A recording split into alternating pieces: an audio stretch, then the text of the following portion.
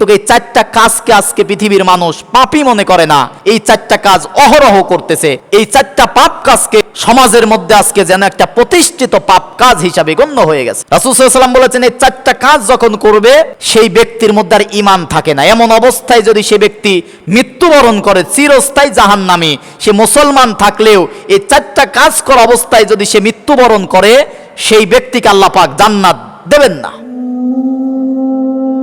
রাসূল সাল্লাল্লাহু আলাইহি ওয়াসাল্লামের একটা বিশুদ্ধ হাদিস, যেটা আমরা অনেকবার শুনেছি, কিন্তু হাদিসটা যে কত বড় এবং ভয়ঙ্কর একটা হাদিস, এই বিষয়টা নিয়ে আমরা তেমন কোনো চিন্তা ফিকির করি না। খুব ভয়ঙ্কর একটা হাদিস, নবীজির ভয়ঙ্কর একটা হাদিস।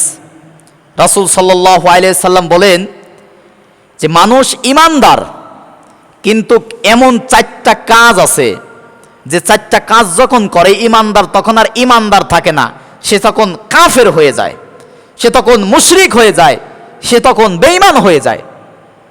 কিন্তু এই চারটা কাজকে আজকে পৃথিবীর মানুষ পাপই মনে করে না। এই চারটা কাজ অহরহ করতেছে। এই চারটা পাপ কাজকে সমাজের মধ্যে আজকে যেন একটা প্রতিষ্ঠিত পাপ কাজ হিসাবে গণ্য হয়ে গেছে। রাসূল সাল্লাল্লাহু আলাইহি ওয়াসাল্লাম বলেছেন, এই চারটা কাজ যখন করবে সেই ব্যক্তির মধ্যে আর ঈমান থাকে না। এমন অবস্থায় যদি সে ব্যক্তি মৃত্যুবরণ করে চিরস্থায়ী জাহান্নামী, সে মুসলমান থাকলেও এই চারটা কাজ করা অবস্থায় যদি সে মৃত্যুবরণ করে, সেই ব্যক্তিকে আল্লাহ পাক জান্নাত দেবেন না। এক নাম্বার, রাসূল সাল্লাল্লাহু আলাইহি সাল্লাম বলেছেন, লা ইয়াজনি জানি হিনা ইয়াজনি ওয়া হুয়া মুমিন। একজন মুমিন মুসলমান যখন জেনা করে, ব্যভিচার করে, তখন সেই ব্যক্তির মধ্যে আর ঈমান থাকে না। পরকিয়া যখন করে, জিনা যখন করে, লা ইয়াজনি জানি হিনা ইয়াজনি ওয়া হুয়া মুমিন, সে ব্যক্তি তখন মুমিন থাকে না, সে বেঈমান হয়ে যায়। এমন অবস্থায় যদি মৃত্যুবরণ করে, আল্লাহ রাসূল বলেছেন সে ব্যক্তি বেঈমানের মৃত্যুবরণ করলো, সেই ব্যক্তি তওবা পড়ারও সময় পেল না, ওই ব্যক্তিকে আল্লাহ রাব্বুল আলামিন জান্নাতও কোনোদিন দান করবে না। অতএব খুব সাবধান। আজকে জেনা, আজকে পরকিয়া, আজকে ব্যভিচার, আজকে ধর্ষণ এত বেশি হচ্ছে, অথচ নবীর হাদিস, একজন জেনাকার যখন জেনা করে সে তখন মুসলমান ঈমানদার থাকে না, ওহুয়া মুমিন, সে তখন মুমিন থাকে না, সে তখন বেঈমান কাফের হয়ে যায়। জেনাকারী জেনা করা অবস্থায় তার ঈমান থাকে না, মুমিন থাকে না, কাফের হয়ে যায়, বেঈমান হয়ে যায়। দ্বিতীয় নম্বরে রাসূল বলেছেন, ওয়ালা ইয়াসরিকু সারিকু হিনা ইয়াসরিকু ওয়া হুয়া মুমিন। একজন চোর যখন চুরি করে, তার মধ্যে তখন ঈমান থাকে না। একজন চোর, এখন চোর বিভিন্নভাবে হতে পারে। এখন তো ডিজিটাল আধুনিক জামানায় আধুনিক চোর বের হয়েছে। কলমের খোসা দিয়ে এখন এসি রুমের মধ্যে বসে বসে চুরি করে। আল্লাহ রাসূল বলেছেন, ছলে বলে কলে কৌশলে যে যেভাবেই চুরি করো না কেন, চোর যখন চুরি করে তার মধ্যে ঈমান থাকে না, সে বেঈমান হয়ে যায়। আর এমন অবস্থায় যদি সেই ব্যক্তি মৃত্যুবরণ করে, ওই ব্যক্তি বেঈমান, ওই ব্যক্তি কাফের, ওই ব্যক্তি জাহান্নামী, কোশ্চিন কালেও সেই ব্যক্তি আল্লাহর জান্নাতে যেতে পারবে না, কারণ তওবা পড়ারও সুযোগ সে পায়নি।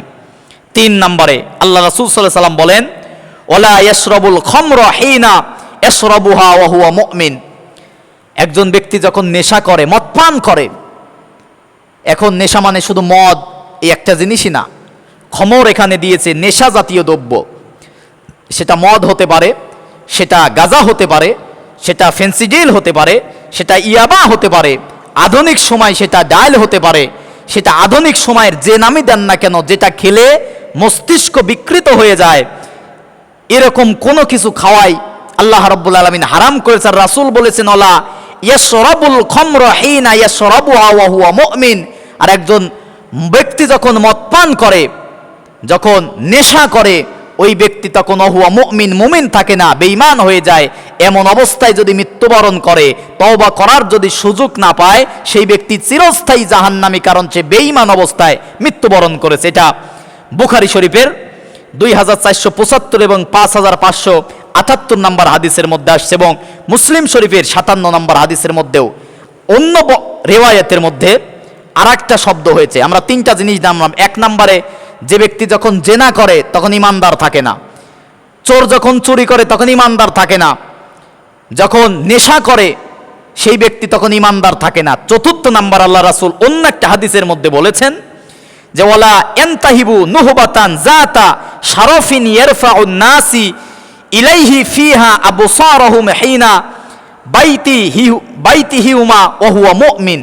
অন্য রিওয়ায়াতের মধ্যে আসছে যে যখন প্রকাশ্যে লুটপাট করা হয়, ডাকাতি করা হয়, ছিনতাই করা হয়, যখন ছিনতাই করতেছে গলায় থেকে মালা, হাত থেকে মোবাইল, ব্যাগ নিয়ে যাচ্ছে, অথবা দলবল ডাকাতি করে নিয়ে যাচ্ছে, কিন্তু একদল তাকিয়ে তাকিয়ে দেখতেছে।